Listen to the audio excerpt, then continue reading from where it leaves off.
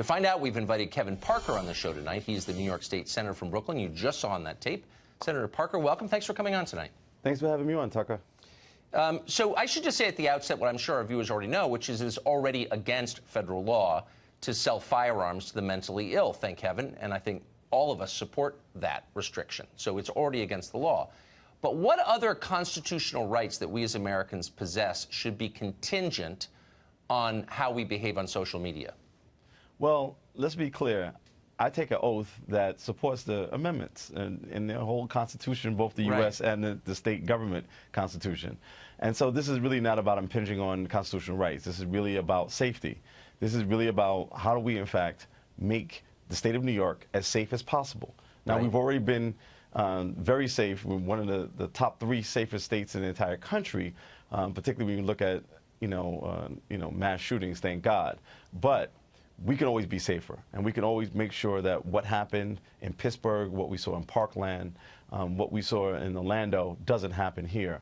And so this law simply says, let's look at what people are putting out on social media as a part of a set of criteria that we're using to determine who gets handguns. Because but hold on, and by the way, I agree with your desire to make your state and every state as safe as we possibly can. But why restrict it to gun owners? I mean, you are an elected official. You're a state senator. You wield a lot of power. You control people's lives. Why shouldn't I have the password to your social media accounts so we can assess whether you should be wielding the power that you do? Well, somebody should put that law in, and maybe we can do that. First of all, but it's a sincere question. Media, would you send me your passwords? Tucker, my social media is open right now. You can go on it and look at it. Anybody can look at it. It's public information, so people can look at my social media. But hold on, why don't you send me your passwords and I'll find out how open it really is? You're requiring gun owners to give you their passwords. Why shouldn't they turn around and ask you for the same? That's a sincere question. Look, what we should be talking about is how do we make the state of New York safe?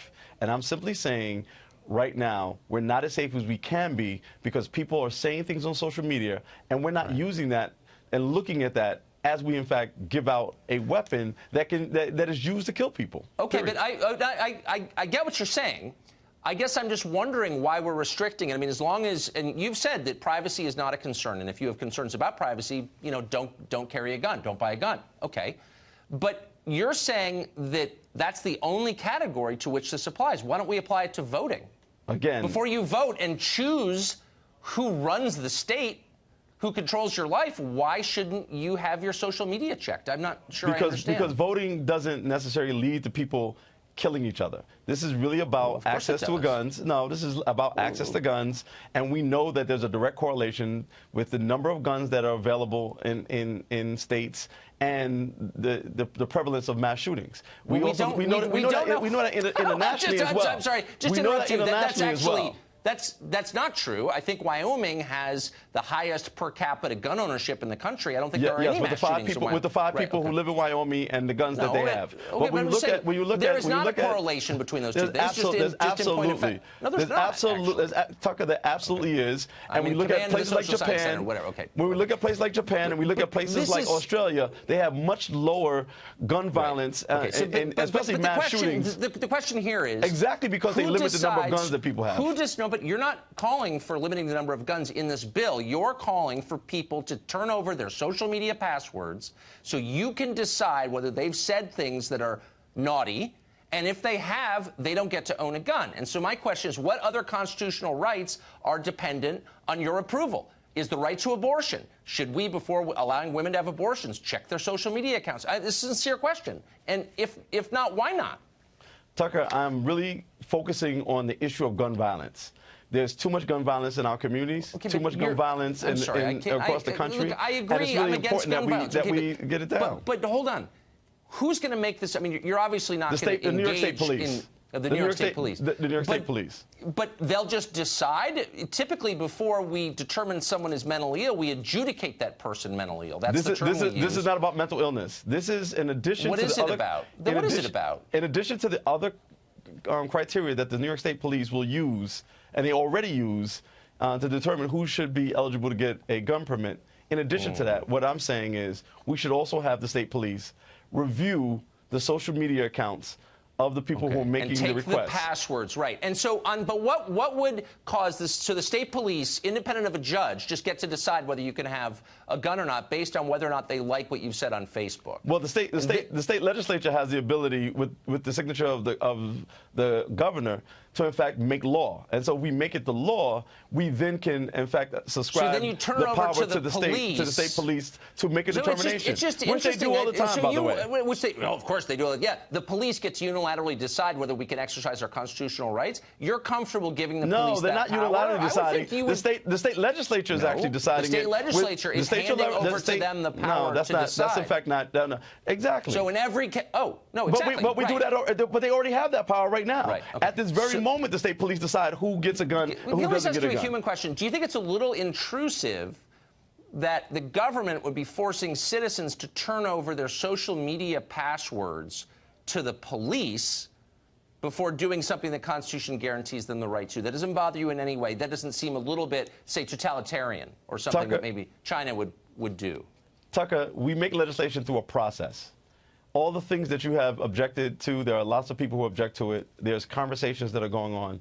Maybe I can't let you skirt the third question in a row. I'm not skirting it. I'm saying what I'm saying to you is that there's an opportunity. I'm aware. I know how government works. So there's an opportunity for us to work together to, in fact, look at this. Maybe the passwords You've written this bill, and these are your proposals. So this is not theoretical. It's something that you came up with. And I'm just asking you, as you sat at your laptop and typed out, you will be required to hand over your passwords to the state police. And if they don't like what you say, you don't get to exercise your rights. Did part of you think, boy, that sounds a little Orwellian to me? Right now, you're focusing on the part that's actually quite not the whole bill, right? So the big thing is to review social media. Other than that, Mrs. Lincoln, how was the play? I mean, it's not the whole bill. Exactly. It's not the whole bill. It's not the whole bill, but it's part of it.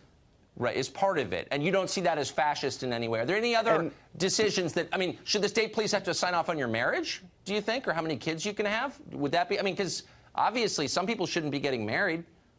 Right, but what we're again concerned about is the safety of the people in the state of New York, and we're concerned that people are getting shot down.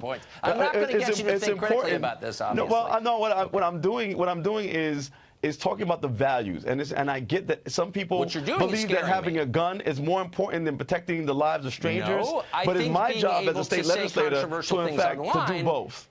Last question. Yes. Do you think that people have a right to say outrageous things, maybe even things you disagree with, in public? Do you think that behavior is... They certainly can say whatever they want to say, but we also have the right. We also have a right to deny them a gun permit if, in fact, we believe that the things that they're saying may lead to them endangering the people of the state of New York. It may or may not. I mean, and frankly, the Supreme Court has already said that some speech. If you say something naughty, for instance, we limit speech all the time, like pornography, particularly child pornography, right? Child pornography has not been ruled to be speech. And actually, I would refer you to Brandenburg versus Ohio in 1967, which is the final word on speech from the Supreme Court, since you're interested. And it allows all speech except speech that calls for imminent violence. All speech. Like getting a gun and running into a synagogue, right? I would call that imminent violence, right? So that's not speech, in fact need that's to violence. Again, so then we have to limit violence, and I'm saying you limit violence by limiting the kind of we have to limit violence and eliminating privacy. No, come on. Okay. All right. Come on. Give me your password. All right. I'm going to send you my text, and you text me your Facebook password. I'm going to assess what I think of it, and we can talk about it tomorrow. Great. Senator, thank you very much. Time. Thank you for having me on. Good to see you.